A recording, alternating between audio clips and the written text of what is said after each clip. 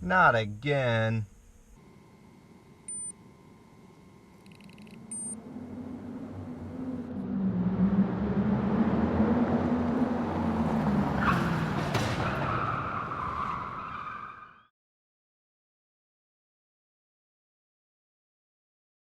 A few months ago, I was getting all sorts of headlight-related errors on the dash. I replaced both wiring harnesses to the headlights, and that seemed to fix all of my problems.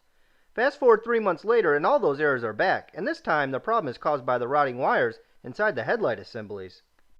As you can see, the wiring inside my headlights are rotting out just like the harnesses, and these wires were shorting out, causing the dash to illuminate with errors. Today I'm going to show you how to fix them without having to buy new headlight assemblies. And this is what I'm going to use in order to fix the rotting wires inside my headlights. This is marine grade heat shrink tubing, which has an adhesive liner inside that will create a weatherproof seal. So how will I be able to cover the wires, you ask? Well, let me demonstrate with this scrap piece of wire. First, all the wires lead back to this connector on the back side of the headlight.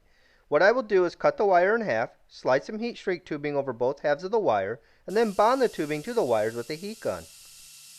Once the wires have been wrapped with heat shrink tubing, I will then slide a larger 3/16" piece of tubing over one of the wire halves. Next, I will twist the wires from the two halves together, creating a tight bond. You can also solder these wires if you like. Then I slide the larger piece of heat shrink tubing over the connection I just made and heat it with my heat gun. As the heat shrink tubing is heated, the glue from it will seal the connections as well as bond the two wires together. Using heat shrink tubing that contains adhesive inside makes for a strong bond that is very difficult to pull apart. As long as you're not maliciously trying to pull the wires apart, I see no reason why this bond wouldn't last the remaining life of the vehicle. Now that you know the process I'm going to use, let's get started on my driver's side headlamp. First thing I'm going to do is use a T20 Torx to remove the ballast.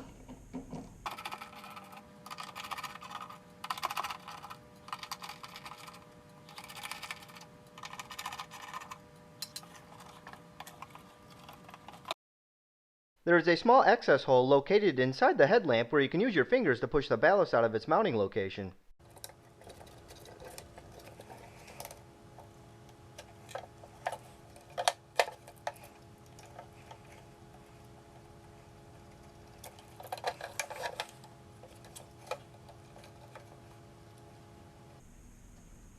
Look at the sheathing just flaking off in my hand. Not bad. Jeez, terrible.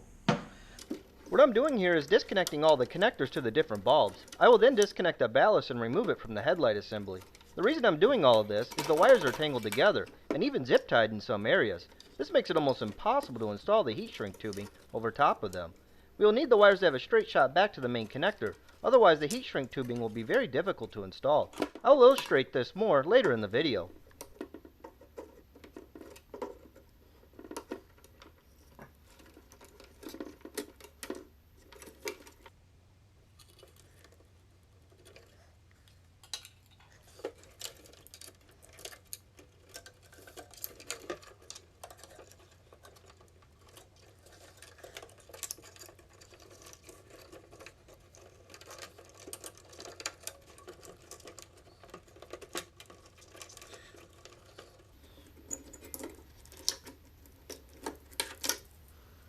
It's a good idea to tip the headlight assembly over and shake out all the small bits of rotten sheathing. Otherwise it could end up in the front of the headlight assembly, where it's visible from the outside. Man, that was a mess.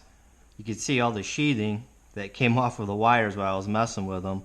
Really goes to show how bad a shape they're in. But I went ahead and untangled all the wiring, so that way the harness from the ballast goes straight to the connector.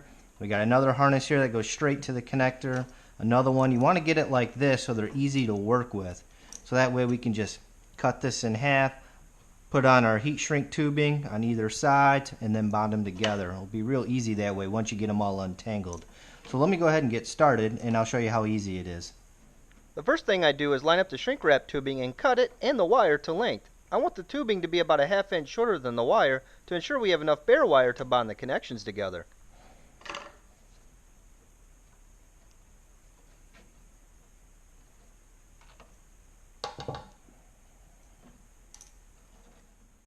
Next, I slide the heat shrink tubing over the wire. While grabbing the end of the wire, I use my hands to force the tubing as far down as possible, making sure the tubing hits the back side of the connector.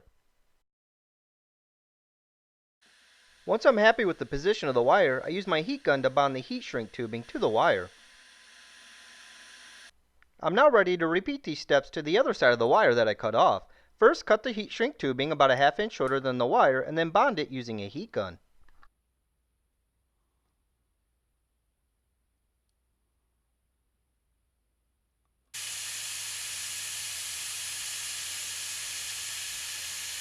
Next, I use 3/16" tubing to connect the two wires together.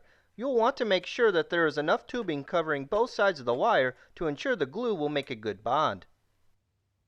So I got heat shrink tubing on both ends of the wire, so now I'm ready to install my bonding piece, which is the 3/16" heat shrink tubing. So I'm going to slide that over the wire before I bond them together, or I should say connect the wires together. Now I'm going to twist them.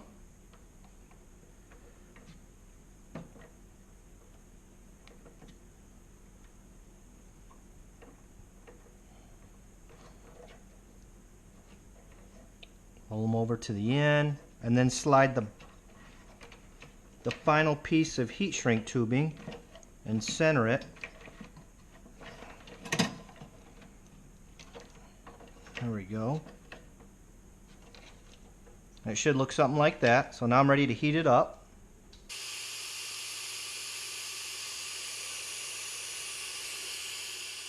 Well, that's one down. Only another 10 or so to go. I'm going to repeat the exact same process for the other wires.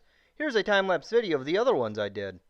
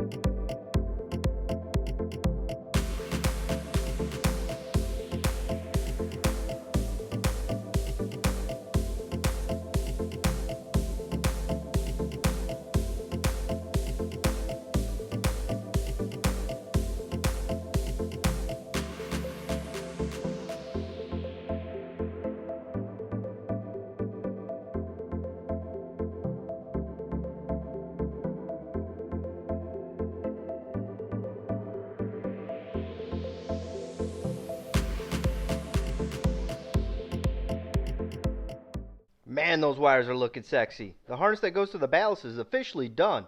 I'm really happy with how it turned out, and holy cow were these wires in terrible shape.